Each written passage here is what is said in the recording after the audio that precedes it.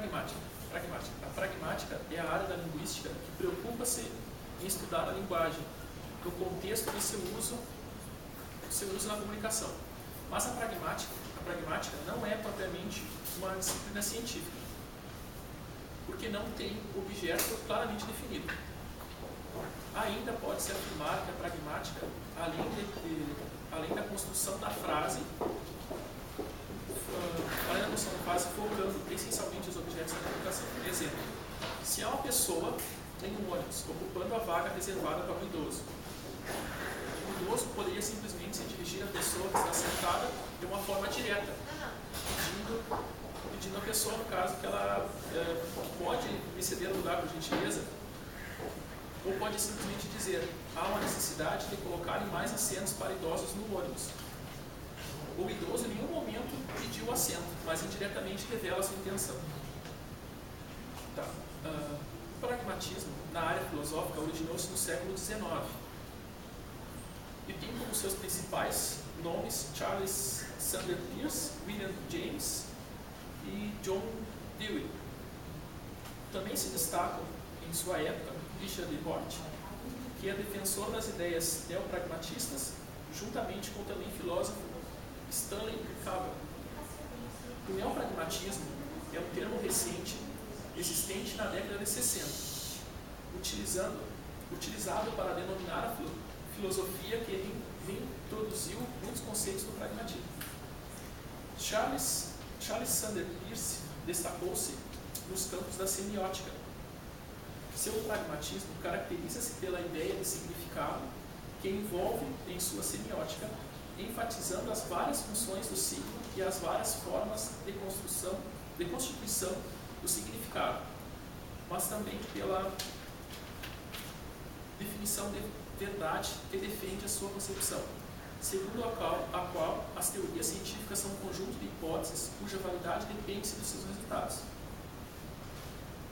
Retomando o pragmatismo na área da linguística, destaca-se a figura de Charles Morris, que foi um filósofo norte-americano que ajudou a criar a conexão vieniense, na esperança de esclarecer o pragmatismo, utilizando-se do modelo de verificação da verdade prometida pelo empirismo lógico de Rudolf Carnap e outros. O pragmatismo, tanto no campo filosófico quanto na linguística, sempre foram alvos de críticas que levaram a questões que contribuíram muito para o debate filosófico contemporâneo. Danilo Marcondes nos mostrou alguns desses pontos desse debate que acabam por vir a caracterizar-se por mitos. Sendo assim, Marcondes fez uma breve discussão dando ênfase a esses 5 mitos, que causam controvérsia acerca da pragmática e do pragmatismo. Primeiro mito. A pragmática elimina ou reduz a importância do conceito de verdade central à tradição filosófica. Segundo essa crítica, se o verdadeiro é o que dá certo ou produz determinados resultados, a verdade passa a ser relativa às condições de realização de experimentos, testes, verificações, etc. Sendo assim, também subordinada às noções de sucesso ou eficácia. A verdade não seria mais o resultado da correspondência ou adequação entre as proposições teóricas e a natureza da realidade que descreve. Contudo, a pragmática não elimina nem reduz de importância a noção de verdade, mas critica uma verdade definitiva, apenas em termos realistas, ou seja, enquanto correspondência entre proposições e o real descrito por essas proposições, independentemente de um contexto, estabelecidas de modo conclusivo. Pode-se dizer, então, que a pragmática complementa a noção de verdade, com as noções de sucesso e felicidade, que devem dar conta especificamente das considerações de linguagem, como ação, como produzindo efeitos e consequências em contextos determinados. Não podemos estabelecer se um conjunto de proposições é verdadeiro ou falso, de modo conclusivo, por comparação com uma realidade independente dessas proposições ou da linguagem em que são formuladas, isto é, uma realidade em si mesma, mas sim os resultados e consequências do que essas proposições afirmam sobre a realidade, a saber, suas pretensões e conhecimento. O segundo mito, a pragmática leva ao relativismo e o relativismo equivale ao vale tudo, tanto do ponto de vista ético quanto do conhecimento.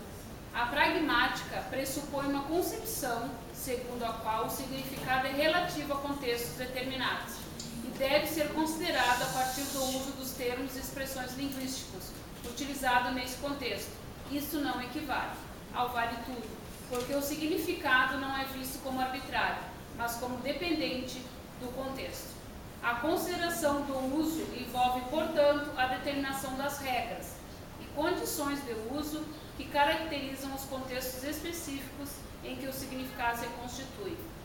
Afirmar que o significado é relativo ao contexto não é o mesmo que afirmar que o relativismo semântico, cognitivo ou ético, se relativismo significa que todas as posições se equivalem e são igualmente válidas.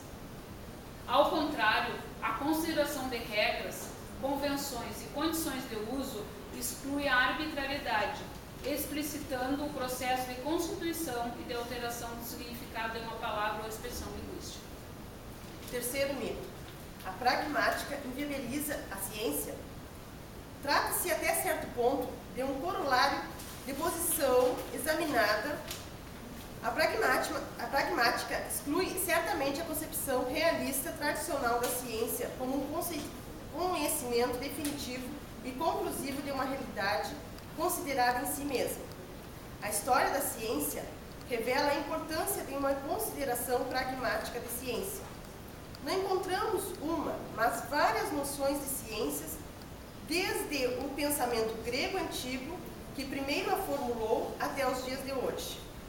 No pensamento antigo, a ciência definia-se principalmente como saber teórico.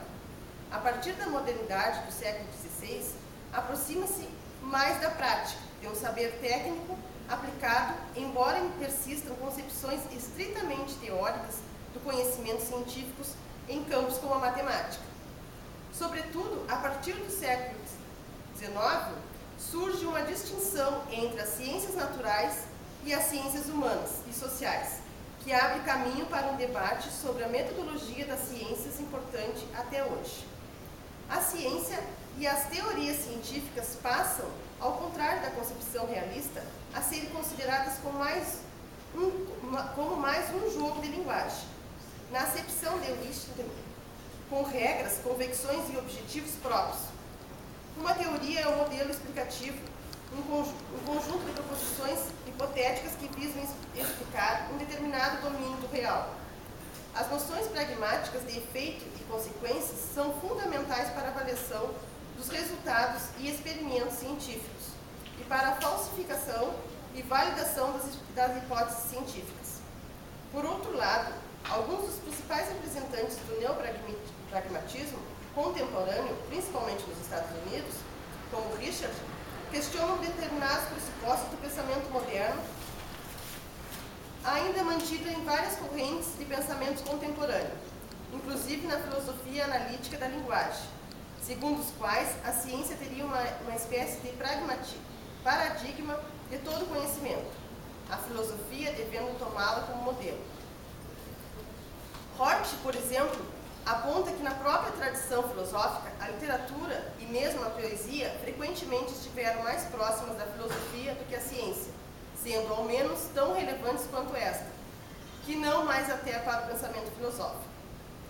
O quarto mito é a pragmática torna a ética impossível. Essa objeção consiste em uma versão do campo da ética da objeção referente à questão da ciência examinada acima do item anterior, retomando também o argumento contra o relativismo, no caso agora em sua versão ética. Segundo este argumento, como que era o pragmatismo, os valores éticos dependem do contexto, de elementos culturais e de fatores históricos, variando assim em diferentes épocas e culturas. O que hoje consideramos ético, amanhã pode não ser considerado como tal, e vice-versa. Portanto, a ética perdeira o sentido e qualquer tipo de atitude ou conduta poderia ser considerado ético.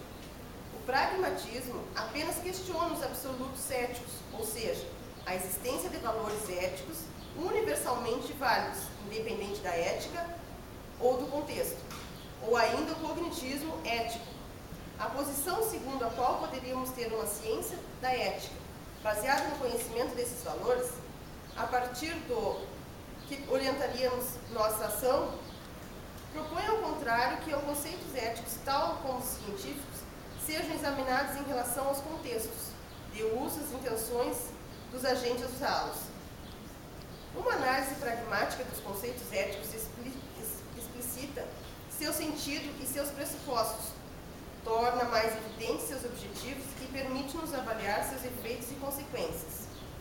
Um bom exemplo desse tipo de análise se encontra em Austin, quando sugere um ponto de partida para a discussão do problema ético tradicional da responsabilidade, por meio de uma análise das situações e contextos em que se admite desculpas, contrastando-os com aqueles que não se admitem desculpas, ou sequer faz sentido pedir desculpas. O pragmatismo ético considera, portanto, que os valores éticos dependem sempre de uma determinada cultura em um determinado momento histórico.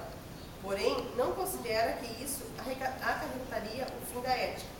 A definição cultural de valores éticos revela, ao contrário, que as sociedades e culturas que estabelecem esses valores definem normas e regras para sua aplicação e sanções para os que não as cumprem, estabelecendo assim uma normatividade que caracteriza a ética em geral. O conteúdo desses valores podem variar quanto a isso uma análise histórica, antropológica ou sociológica parece com efeito deixar claro. O fato desses valores serem, nesse sentido, convencionais, não significa, contudo, que sejam arbitrários ou que possam ser alterados a qualquer momento ou a qualquer motivo. Ao contrário, essa convencionalidade social faz com que aqueles que os adotam tornem-se responsáveis por sua validade e seu cumprimento, podendo, portanto, ser cobrados nesses sentidos. E assim, exatamente na medida em que os valores são convencionais, que somos responsáveis por sua validade, enquanto aqueles que constituem e assumem as convenções. O mesmo ocorre quando esses valores são alterados, caem em desuso ou são substituídos. Em todo esse processo há uma responsabilidade e uma imputabilidade referentes àqueles que pertencem a esses conceitos. E o quinto e último mito, a pragmática impossibilita a filosofia crítica. Segundo esse argumento, a crítica sobre algo vem antes dos conceitos de verdade e validade. Se a verdade e os valores fossem dependentes de um contexto, não haveria uma forma de analisar. E não existiria a possibilidade de questioná-los quanto à sua veracidade. Assim, todo tipo de conteúdo seria válido e o que ocasionaria na anulação do conceito de crítica e sobre o que é válido ou não. Dessa forma, percebe-se que o autor tenta esclarecer que é possível ter uma visão crítica sem que na mesma seja baseada em um conjunto de regras fixas, mas com uma certa flexibilidade de pensamento, que possibilita que a visão crítica tenha uma visão crítica, mas com uma visão mais abrangente.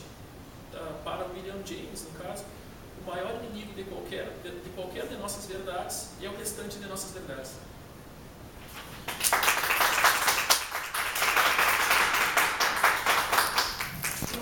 Desliga. Como é que desliga? O vermelho? O quê?